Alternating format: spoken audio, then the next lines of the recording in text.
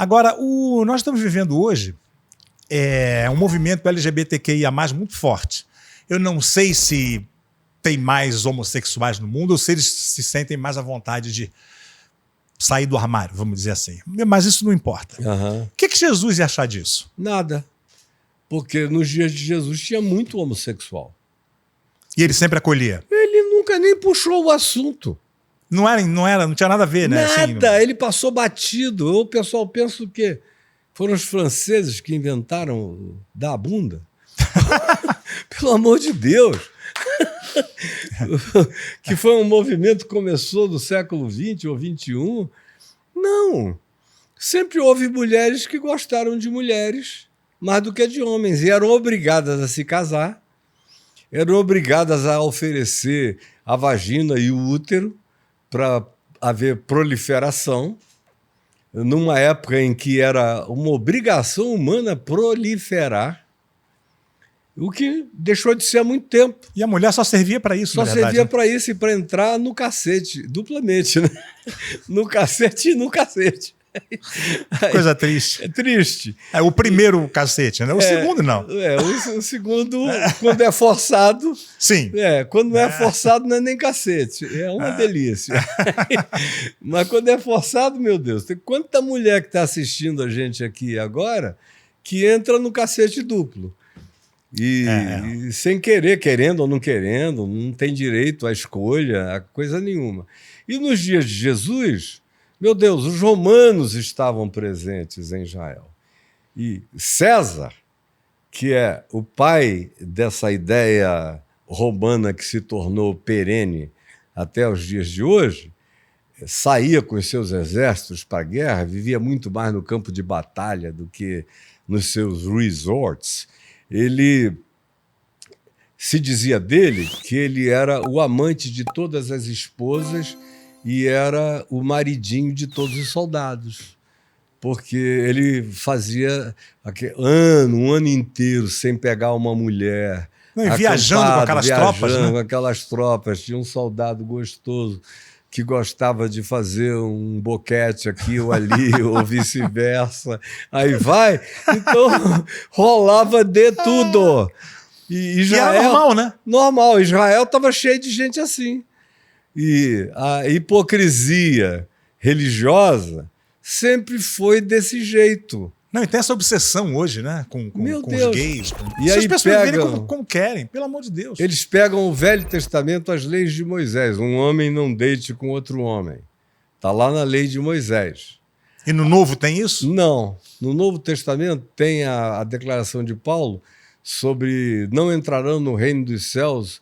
Aí dá uma lista de coisas, de irados ou de gente que odeia, não sei o quê. No meio da lista, em relação a cuja lista não escapa ninguém, porque, meu Deus, o que está cheio de religioso, cheio de irado, odioso e odiento. As pessoas espumando, zangados. Pelo amor de Deus. E tudo mais, tem lá efeminados.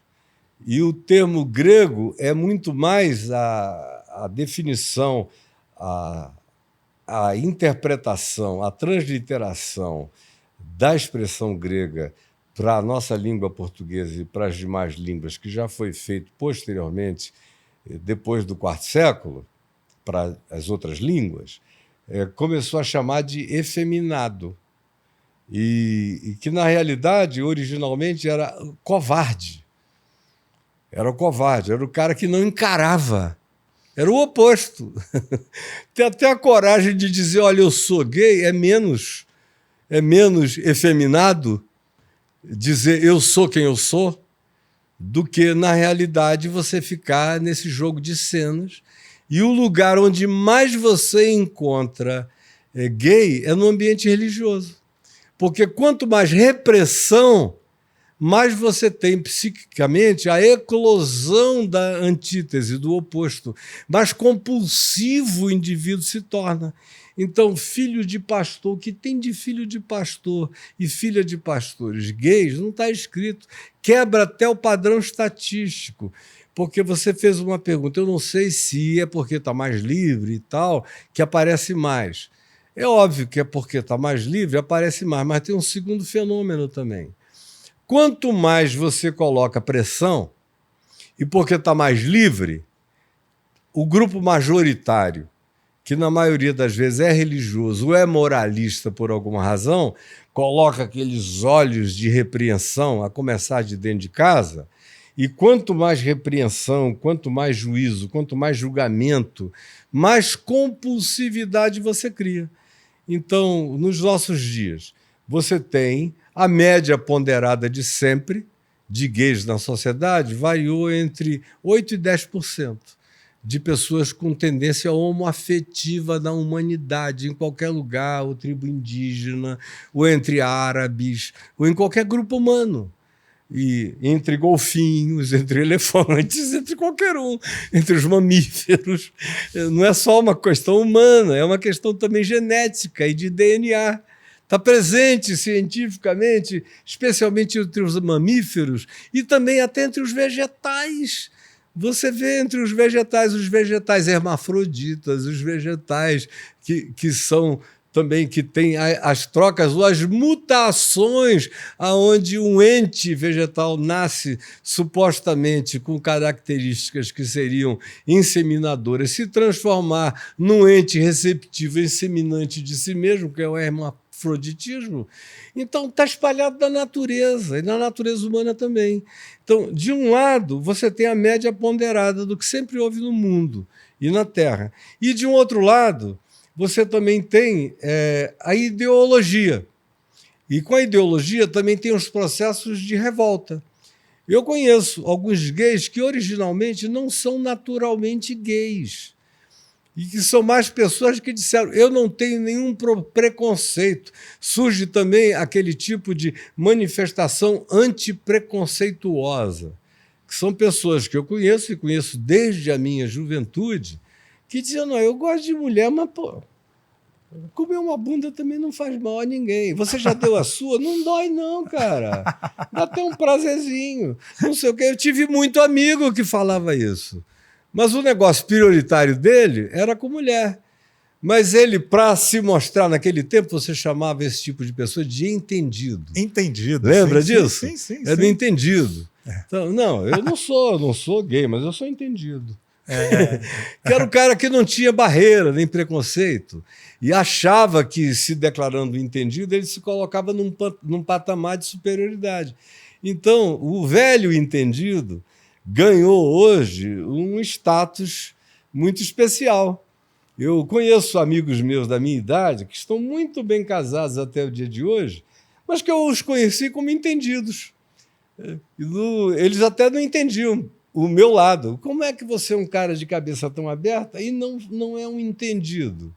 Eu digo, cara, porque o meu entendimento só anda na direção daquela caixinhola cada um na acolhedora, sua, né? Cada um, e que eu tenho prazer nela. Então, sim. Eu nunca briguei contigo, nunca falei nada de ti, sempre tive, a vida inteira, uma quantidade enorme de amigos gays.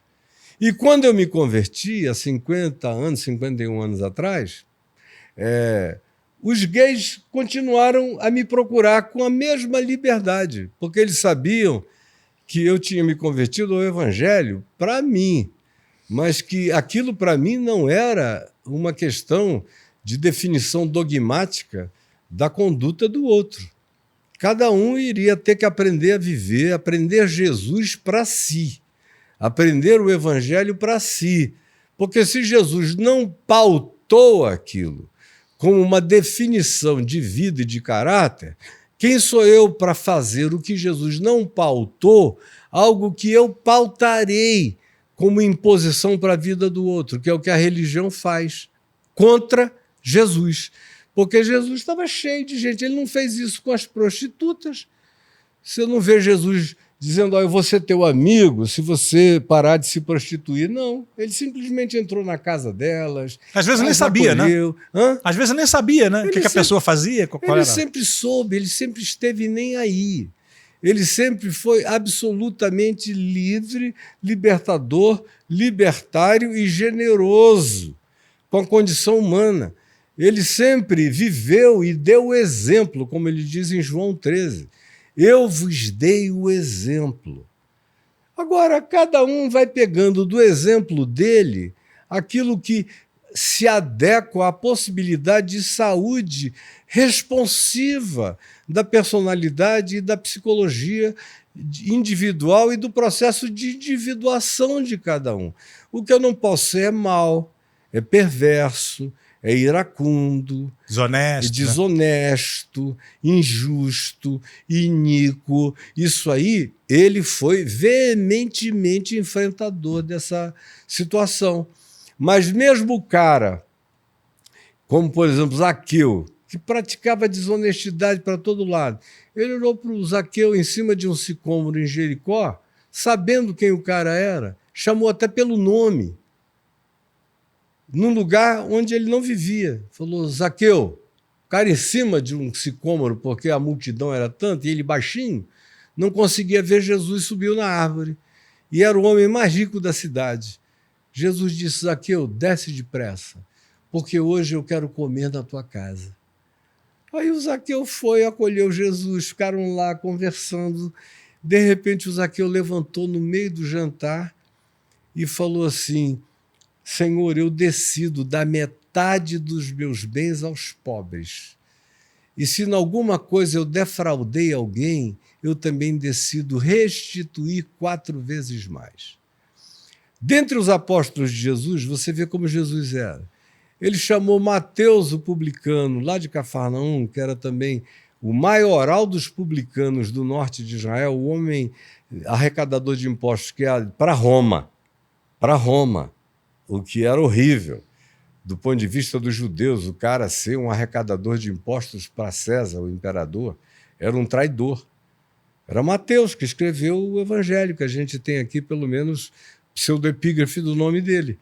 E aí, Jesus o chamou e disse: vem comigo. Se tornou um apóstolo e deixou tudo para trás. Era um cara que vivia do imposto romano e ainda acrescentava um ágio brutal em cima do imposto, odiado por todo mundo. Aí Jesus chama esse cara, como ele chama um outro, da extrema esquerda em Israel, que era Simão o Zelote, que fazia parte de um partido libertário que queria trazer o reino de Deus pela força, expulsar os romanos por uma insurgência contra os romanos para expulsá-los de lá. Jesus disse: vem comigo, eu vou fazer de ti um enviado. Apóstolo significa enviado, que vai levar a minha mensagem. E no convívio, esse cara deu menos trabalho do que Pedro. O Mateus também deu muito menos trabalho do que Pedro.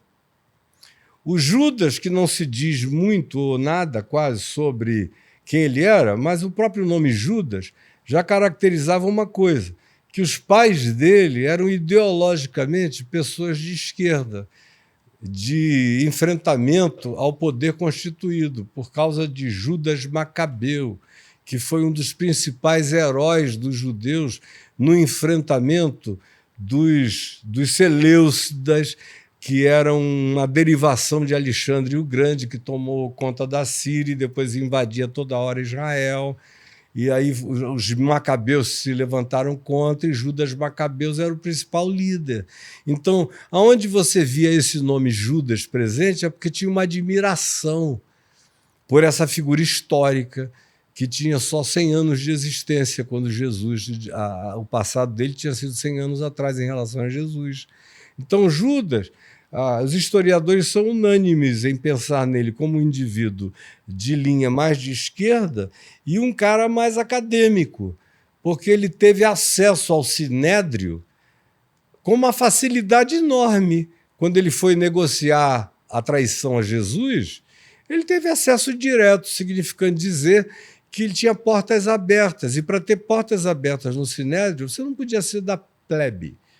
Você tinha que ser um cara reconhecido academicamente. Então tinha um acadêmico, tinha gente de esquerda, tinha gente de direita, tinha gente considerada traidora, colaboracionista romano. Jesus fez uma salada e botou esse pessoal andando com ele.